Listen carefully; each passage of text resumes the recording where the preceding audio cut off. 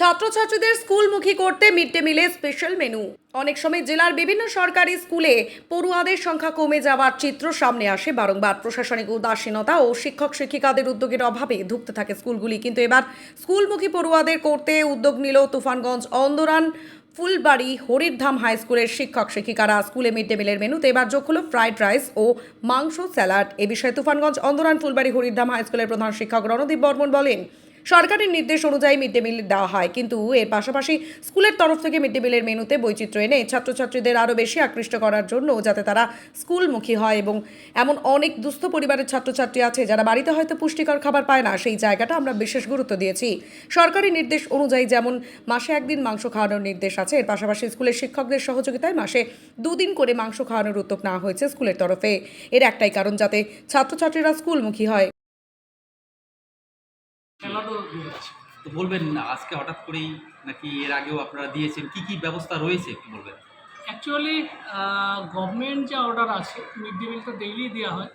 আমরা চেষ্টা করছি আমাদের স্কুলের তরফ থেকে যে মিড ডে মিল যে মেনুটা সেটাকে আমরা একটু বৈচিত্র্য এনে ছাত্রছাত্রীদের আরও বেশি আকৃষ্ট করার জন্য, বিদ্যালয়মুখী করার জন্য।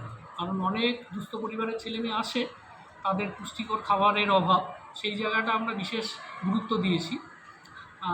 মাসে এমনি যেমন একদিন মাংস খাওয়ানোই হয়, 2 দিন ডিম দেওয়া হয়, তার বাইরে সপ্তাহে 2 দিন ডিম দেই। আমরা এটাকে ভেবেছি যে গভর্নমেন্ট আরেকটা নতুন প্রজেক্ট বলেছে, তিথি ভোজন বলে একটা হলো প্রজেক্টের কথা বলেছে। আমরা সেটাকে মাথায় রেখে আমরা তিথি ভোজন নয়, প্রায় সেমি তিথি ভোজন বলতে পারে। আমি মাস্টারমশাইদের সাথে বলেছিলাম যে সব মাস্টারমশাইকে নিয়ে বসেছি, এবং সবাই তো ছেলেদের কীভাবে ভালো করা যায় সেই চিন্তাভাবনা করে। সেই জন্য বললাম যে যেদিন আমরা মাংস খাওয়াবো সেই দিনটাকে যদি স্পেশাল করা যায়, যে আমরা নিজেরা কিছুটা কন্ট্রিবিউট করলাম, সেইভাবে মাস্টারমশাইদের একটা গ্রুপ করে নিয়ে যে মাংসের দিনটা হয় শুধু মাংস ভাতই হলো, আদারওয়াইজ অন্য দিন যদি হয় সে মাস্টারমশাইরা কন্ট্রিবিউট করে আরেক দিন খাওয়ালো, অথবা মাংসের দিনে হলো স্পেশালি কিছু খাওয়ানো। সেটারই পার্ট আজকে, যে মাংস আজকে খাওয়ানোর কথা ছিল, আমরা সেটাকে মাস্টারমশাইরা গ্রুপ করে একটা গ্রুপ আজকে কন্ট্রিবিউট করলো। সেইভাবে ওদের সিদ্ধান্ত নিয়ে, মাস্টারমশাইদের মধ্যে থেকে সিদ্ধান্ত নিয়ে আজকে ফ্রাইড রাইস, স্যালাড আর মাংস করে দেওয়া হয়েছে।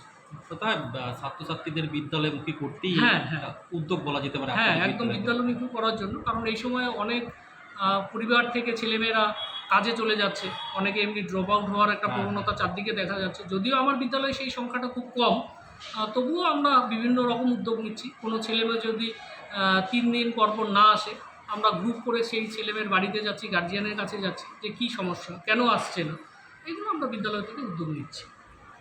একটু ফাইনালি আমি রণদীপ বর্মন, প্রধান শিক্ষক, Andaran Phulbari Haridham high school. Thank you.